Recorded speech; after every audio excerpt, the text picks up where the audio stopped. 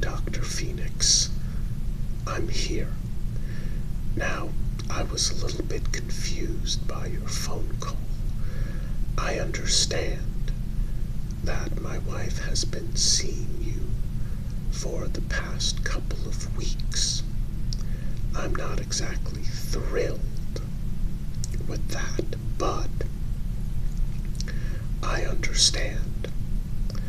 My wife feels that seeing a psychiatrist would be of benefit to her, and if she genuinely believes that, then I support her decision. Plus, we can afford your rates, so that's not a problem. What I don't understand is why you wanted to see me. I'll let you know right now, Doctor, if this is to convince me to participate in couples marriage therapy or couples marriage counseling. Forget it. I have not done anything wrong in our marriage, and I can say that objectively. All I've done is work, help to raise our children, and none of my hobbies are dangerous. None of my hobbies have interfered with our marriage. None of my hobbies have interfered with the time I want to spend with my wife. So, looking at things objectively, I can say I've literally haven't done anything wrong. I'm sure you'd probably disagree, but with all due respect, Doctor, you are my wife's psychiatrist, not mine, not ours. So, what exactly was that cryptic phone call all about?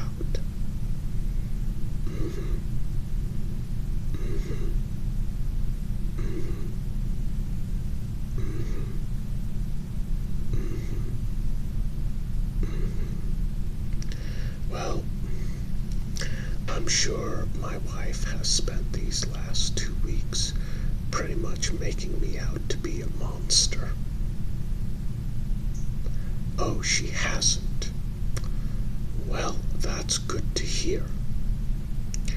Maybe she's actually getting the help she needs instead of just complaining to you about me constantly.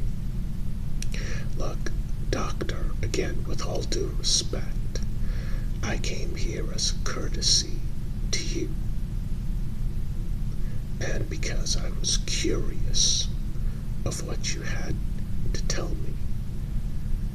And what you're basically telling me is that my wife hasn't been constantly complaining to you about me, that my wife wants us to be in couples therapy, again, not happening, and that she wishes things were better between us. Well, I will admit that last one, that is something in which my wife and I are in total agreement. But that's going to be very difficult. Yes, I do believe my wife has been cheating on me. Well, when you're married to someone and they are no longer interested in being intimate with you, there's very few reasons other than cheating or wanting a divorce.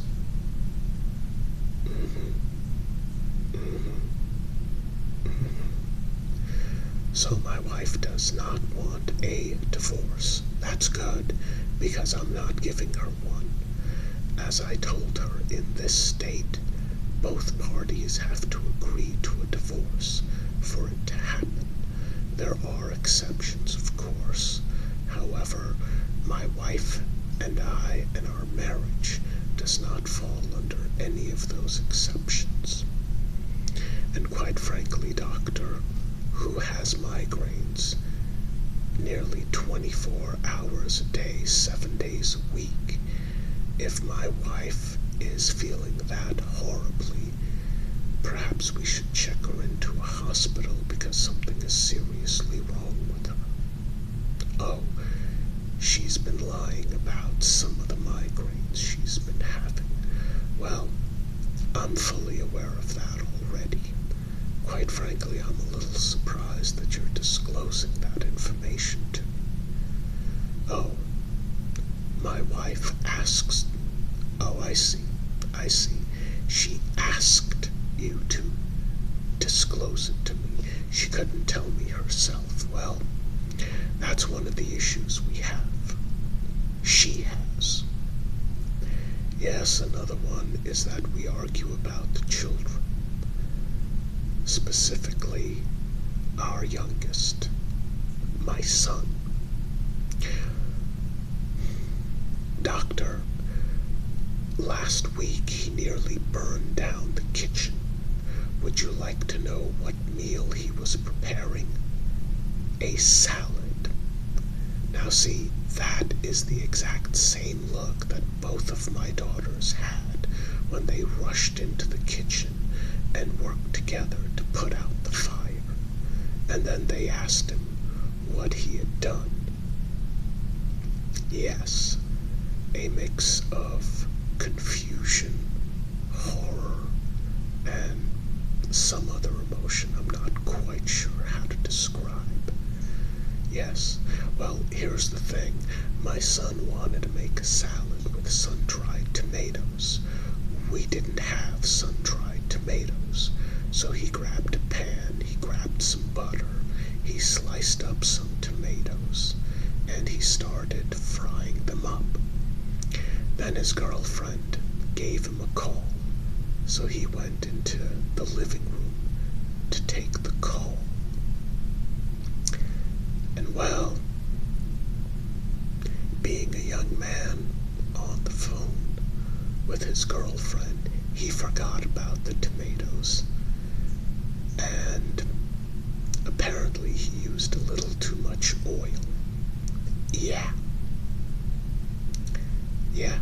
I'm not kidding. My son nearly burned down the house because he wanted to make a salad. My daughters and I agreed that it would be best to ban him from the stove and the microwave. He can go into the kitchen just to make a sandwich, or grab a snack, or some chips, or some soda. But if he wants hot food, one of my daughters has to go in there and prepare it for him. They're not too happy about that, but they would rather have a house to live in instead of one burnt to the ground. Doctor, here's the thing. I'm an old-fashioned man. I think I might have said that already. Basically, here's how it works. Not all children are born intelligent. Not all children are born with a certain intelligence level. Quite frankly, both of my daughters are significantly more intelligent than my son. Now, it pains me as a father to say that, but it's true. My son just is not that bright. Both of my daughters are going to be heading off to college soon. I've decided that my son will not. He will be heading to a trade school, because otherwise he's not going to be able to make a living, and college will be a waste of time. Honestly, doctor, some children just aren't that bright, and they grow up to be not very bright adults. It bothers me to say it, but my son is one of those. My wife thinks he's just as intelligent as our daughters. She's wrong, and that's another thing we argue.